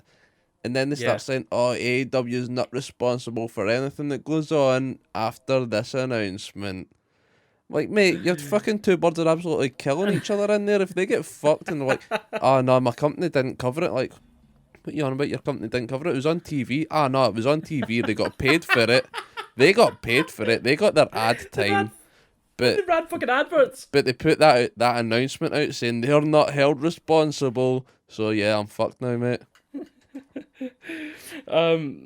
Right. Well, that is all very valid. And I have no kayfabe reasoning for it. So neither do they. They fucked it. No, neither do they. They've disappointed me now. And especially Britt Baker. No, you're not cracking on yet. Britt Baker had no reason to accept this match, right? She won the last one. And usually it would be like the face going, all right, I'll accept you. No, she should have just done a Miedo here. Went, nah, I won the match. I won the match that counts for the records. This match isn't even going to count towards anything. No. Why am I going to accept it? You're not being held responsible for anything that's going to happen in this match. Why am I accepting it? Because I don't like her. I don't care if I don't like her. I fucking beat the cow 2 weeks ago. I've already got that win. Aye. That's just fucked me up now. Right, now you can go into the match. Right, now I've got permission. Right, I've got permission. Now my ranting's done. Well, okay. After all that, this is going to feel really weird to say, but I fucking love this match. Yeah, it was a half decent match, but see, just the logic behind booking it and everything, I don't agree with any of that. The match itself was fucking brilliant. I'll give them that. Yeah, you know what? You're right. You're right. When you put it like that, it's like, why the fuck would you agree to this match? It's like, oh yeah, I'll let her fucking try and kill me. That makes sense. I'm glad she's agreed to it because something happened in this match and it's got like my favourite line I've ever wrote down here. So we'll get to it and we'll see if you hit the bit. And I'll be like, oh, this is it. Okay, I don't know if I have, but we'll see, right? So, yeah, I fucking love this match. And I think this is what we needed with the women's division. And it's kind of rivaling what WWE are putting out. And that was fucking... That's what I've been crying out for this whole time. And, it was awesome, man. We had them in the crowd. We had really evil-looking chair spots. We had fucking Rebel being a cunt with a crutch. She got twatted in the face for her troubles. And all sorts of shit. Jade Cargill was watching from the crowd and laughing. I really like that wee spot there. Yeah. Showing that, you know what, she's fucking something to be reckoned with. Britt Baker's the heel that we need. She's the heel that we need. Yeah, she's fucking good. Amazing. She set up a table on the outside and then threw a chair in the ring, but not once, not twice, not thrice, but twice? What's 4 times? 4 times. Not thrice, but 4 times.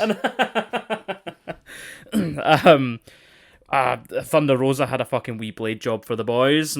Had all blade wrestling. All blades. There was a fucking huge superplex. Was she the first one that got bust in? Aye. Right, yeah. Okay. But hers was a blade. Right. So Britt Baker later on, it was definitely hard way. She got fucking she drop kicked. So Thunder Rosa drop kicked the ladder into Britt's head. Yeah. And then she like moved out the way, and her head was fucking pouring blood. Right. And then anything you saw it. At that point, that's when I counted 4 gashes in the mat. Oh God. That was the line, mate. That was the one. Oh, for fuck's sake. So I take it Rebel wasn't in the match then? She wasn't, not officially. I don't even know who was refereeing it either. I think it was Audrey. If we're counting fannies, we could be counting Justin Roberts as well. Right, so you got it. You got the superplex onto the quad rice chairs. Yeah. Then we had the ladder spot that I was mentioning where she busted Britt's head open, but it was definitely hard. But you saw it was a fucking deep gash out her head. Yeah, it looked fucking horrible. And it was, and then I guess the kind of thing I wanted to ask you from there is, and it's a bit maybe it's a bit fucking callous to say this, but do you think all this blood and her bleeding hard way and all that was what they needed a wee bit? Because it reminded me a bit of, you know, the Becky Lynch broken nose moment on SmackDown. Aye, where it was like a genuine fucking injury or repercussion or something for what's going on. And then they keep going. And then it made for the visuals. It's shite if it wasn't meant to happen all that way, but it did help make the visuals in the match with a lot of stuff. Like whenever they started locking in the submissions and you could see the blood streaming down their face. I think it did make the match a bit. Yeah, especially the image of like Britt Baker's just covered in blood, just pissing blood all over the place, and it's like thick blood. It's not like your usual blade job where they're sweating and it's all kind of like watery blood coming down. It was gross, and she's covered in blood, right? So it's not hygienic at all. But she still puts the glove on for the lockjaw. Aye, Corona, mate. I know, Corona. It's like, Corona doesn't come through your blood, mate. It's fine. Don't worry. The thumbtacks. Jesus fuck, man. They always give me the poke. Yeah. But they did a thumbtack powerbomb, and I was like, Jesus, wet, man. Can you imagine a fucking getting powerbombed onto thumbtacks? I mean, getting slammed on them anyways, rank, but fucking powerbomb, man. Brutal. They did a lockjaw. They did a lockjaw when they were in the thumbtacks. They were rolling through the tacks. They done the lockjaw just at the side, didn't they? And then to get out it, Thunder Rosa rolled back. Yeah. And then they like rolled into the tacks and it looked fucking so good. Oh, it looked disgusting, which is great. See, I reckon that's good for like visual wise. See if you were locking in like a figure 4 leg lock and the guy turned you over and like you went into the tacks. Oh yeah. That seems a bit more fucking brutal than like being slammed onto them, because it's like they want to keep the submission in. Or like when you get reversed, you've not got the submission in, haven't you? Not the other guys applying the pressure. Yeah, that's right. So you're getting that shit and you're in thumbtacks at the same time. I was reading something about that. So the figure 4 is like a genuine submission. Like it's something you could actually lock in and say UFC. Yeah, I mean, it would genuinely work. And the way that they reverse it would genuinely work as well. If you did roll it over, it would actually turn around and the person who applied it couldn't get out and they'd be in the submission. That's mad. So it's all real. But it's but obviously it's so fucking convoluted to get into it. Yeah, like, you'd never see it in UFC. They'd had to lie there and let you put it on. Just inject them before the match or something, knock them out. So then I've got the end of the match. The finish was Thunder Rosa hit a Fire Thunder driver through a table and then pinned Britt on the outside in the middle of all this fucking carnage. Yeah, that was brilliant ending. Yeah, I thought so as well. And honestly, there was a point in the match, I can't remember when it was, but there was a point in the match where I was like, Thunder Rosa's going to have to win this. And it was, I think it's like a heel win in a match like this just makes no sense. And that's coming from me being a big Britt Baker fan. I just think you need to put the face over because it's like they're the ones who come through hell and high water to win. Do you know what I mean? Yeah, well, I went the other way to you on this. I thought Britt was going to win it. Right. I'll explain why after I get this one out of the way. Because during the match, Tony Schiavone came out with an absolute belter of a line saying, "How about that comeback?" Right. My mind just went in a completely other direction. Then I was like, that is a good innuendo there, Tony. Nice one, mate. And then for the end of this, I thought, right, fucking great match, loved it all. But I thought Britt Baker was going to win it because I was flicking through fucking YouTube as you do. And I came across one, it was Daniel Bryan, like a young Daniel Bryan giving a seminar to wrestlers just like in a indie town or something. Right. And he was saying like how New Japan and Ring of Honor brought him over because he does the basic shit so well. But they bring him over there so that he loses to their guys. Like, he's a fan favourite and everything when he's there, but the main reason they take him over there is so they build a super heel. Right. Okay. By getting him to take the loss at the end of the day once his time with him's over or whatever. Like, they never send him out as the winner when his contract comes up or whatever. So I thought this is what they maybe do with Thunder Rosa. Is they get her in, they give her fucking this, she's had a good run, and then for the end of it, you put Britt Baker over to say, like, how fucking big she is in the women's division. Like, don't fuck where she could very easily come for the belt next. Like, that's how I thought it was going to go, but then it just goes to show I don't know shit about what's going on because they just went the other way and gave it to Thunder Rosa, who's not even in AEW, but it doesn't matter for your wins and losses anyway because it's a lights out match and Tony Schiavone's taking no responsibility. Do you think when it started he just like took his headset off and fucked off home? It's like, right, it's out in my hand now, boys. He just walked out the door and he's got, yo, MGF, does he have any space in that plane? You want to drop me off? I think fucking, what's his English football team he's got? Fulham. I think Fulham are playing midweek. You want to drop me off? Yeah, fucking hell, man. I mean, nah, that makes sense, but my feeling off the back of this is that Thunder Rosa is going to be in AEW. Yeah, I think so. Well, see, whenever I said I was looking up Bray Wyatt's contract, I brought up a list of like everybody across all the companies, and she was like the only one, her in the NWA champion, the men's champion. I think they were the only two that had their contracts on it, and I think it is this year that hers is up. But I think they all get signed to short term contracts, so she might be very well be AEW by the end of the year. I think it makes sense, right? It's like they've built her up as this like fucking big badass super face, so it makes sense. Yeah, I mean, on this match itself, my last point on it is I feel like it's a standard bearing match for the division. I think it's really kind of set the standard of like, this is what you need to be fucking pushing towards, this kind of level of entertainment, just making it fucking brutal as fuck. Mm-hmm. And this is what you should be aiming towards. Everyone else, just the whole division's on notice. You know what I mean? Yeah, it was fucking good. I think it's actually one of my favourite AEW matches. Yeah, ever. It was fucking. I really enjoyed it. I would go back and watch this one again. This is like, see, we've got the matches for next week, and I feel like the women's match next week is just going to undo everything this one's done, and I'll be gutted if it does. Should we run through next week quickly? Right, let's fucking belt through. Have you got matches, or I've got them here? Yeah, you go for it. I've got some here then. So I've got Miedo and Kip with the best friends, but that's question mark because we know it's going to happen, but I'm not sure if it is next week. So if it is, for the sake of it being next week, who are you taking?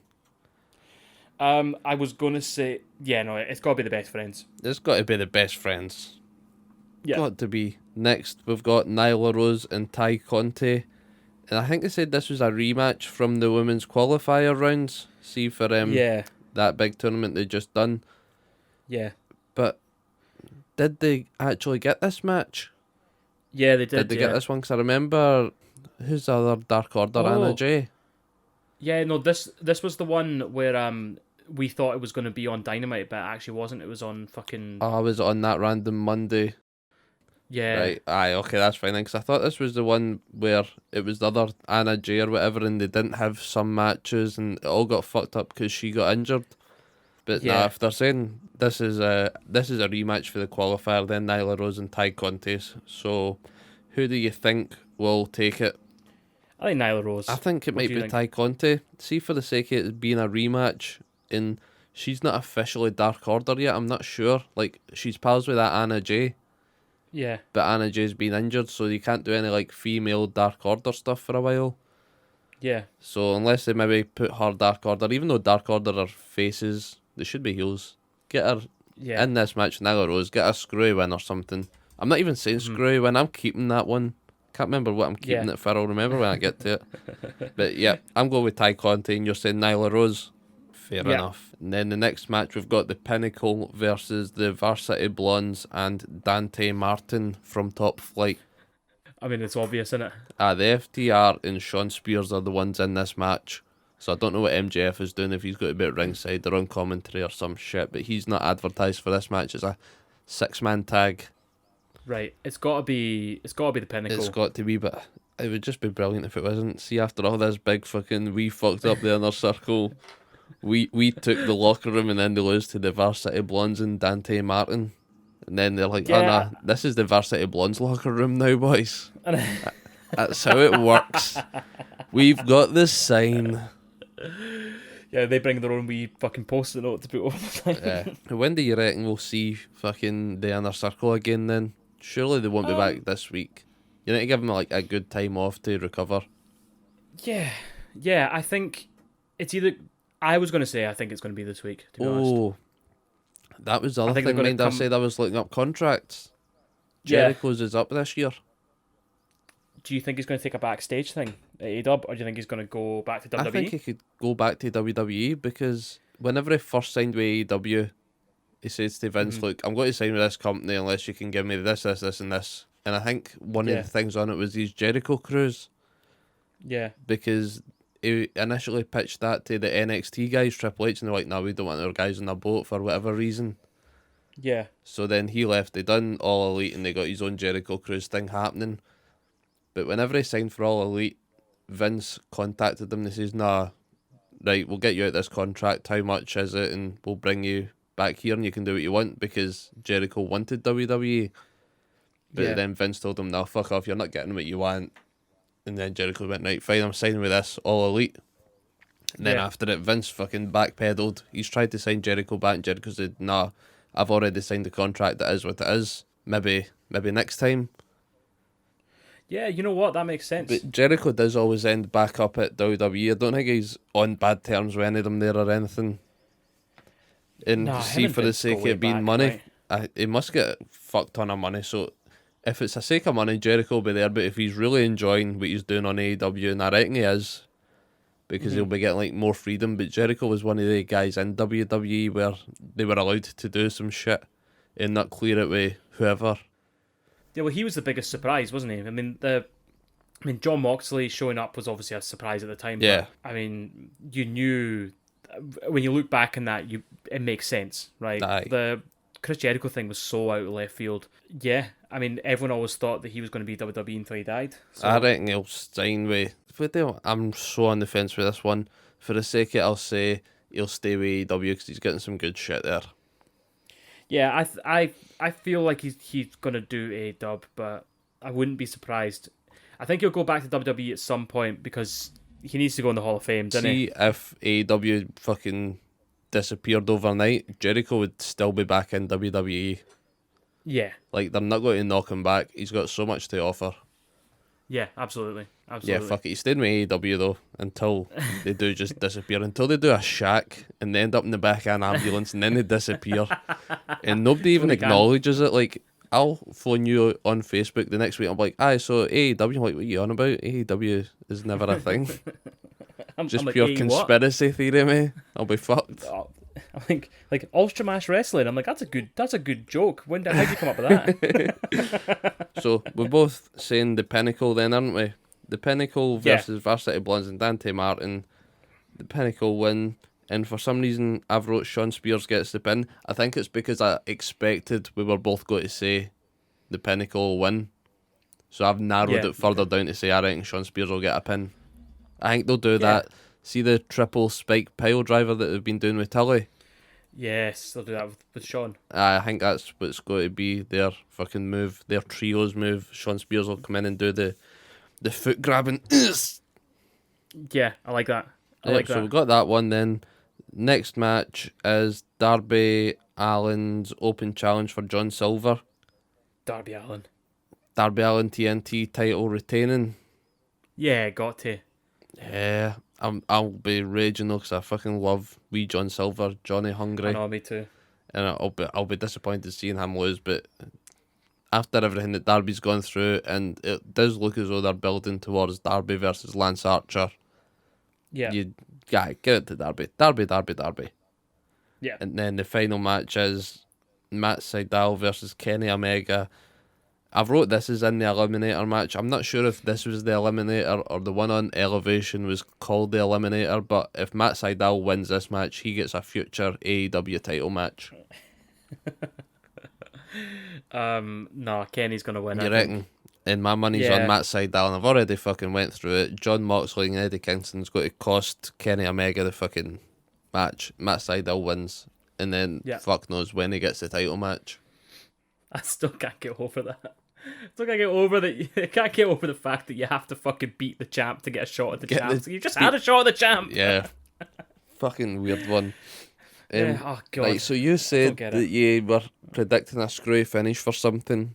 Did you have anything in mind, or were you just going to pick a random match? I was just gonna pick a screwy finish, but then when it came to it, I was like, you know what, I don't see a screwy finish. Maybe Kenny Omega will fucking cheat to beat Matt Sydal. Miro kept the best friends if that happens. Yeah. Nah, you can't have fucking Charles as a permanent butler. No, you just can't. It's like they have to win. It's like or as simple as that. Go for a screwy finish for the best friends to win. Trent Barretta's back. He locks up fucking Miro backstage. Yeah, maybe there you go. Saved it. Okay. Yeah, there we go. We'll do that. Do you know just on that fucking... I mean, having to beat the champ to get a shot at the champ is like having to lose your virginity to lose your virginity. Do you know what I mean? It's like, right, I've done it. Yeah. Like, nah, that one doesn't count, mate. That was... No, that was a practice run. That was to see if you're good enough to do it. So you performed well enough, mate. Now you can go and lose your virginity. Oh god, it's so stupid. It is. Anyway. It's daft, but this is why I think fucking Matt Sydal will win it. Otherwise, they would have just said, right, you've got a fucking title match. Yeah, WWE do they're not really doing anything to promote this dark elevation either. No, I know. They had the big show out last week, and that was it. See if they said last week, right, we're going to have this match where if the winner gets a match against Kenny next week or something, people would have flipped it on. Watched even if it was like that one match they would have watched it, you could have got them in and like, alright, cool, what else is happening? Yeah. Like, see, after the whole fucking FTR thing, they could have had them do that, the Pinnacle. I need to start calling them the Pinnacle. After they'd done the Pinnacle, they could have put them on Elevation and done a promo. You'd be like, alright, cool, what's happening with these guys? Rather than fucking wasting my good time on Dynamite. Bastards. I know, bastards. Right, so that's us. We've covered this week. We've covered what's happening Wednesday. And that'll do us for this week on Snapdragon Duplex, looking at March the 17th episode of Dynamite. Be sure to catch us next week for next week's Dynamite, see what's going on there. Until then, you can catch us over on Twitter at Dragon Duplex. Get us on Instagram at Snapdragon Duplex. Check us out on the website, snapdragonduplex.co.uk. Go check out our link tree. It's linktree/Snapdragon Duplex to catch us wherever you might want to find us. The website, the Instagram, the YouTube, the Spotify, all the podcasty goodness. Find us on your favourite podcast, wherever it is, because you're already listening. And that's us done with Dynamite this week. Although we've got a bonus episode this week coming up because we've got so much time off. We just ranted on for this podcast. We've got another one coming up. It's going to be looking at what happened on WWE Fastlane and what we think is going to be coming up for WrestleMania. And just so you all know, that was fucking recorded Monday afternoon before Monday Night Raw went up. And it's all out of date now, but go catch us out and see what we were saying about it and how close we actually were with our predictions of who's fighting who come WrestleMania. Until then, take care, troops.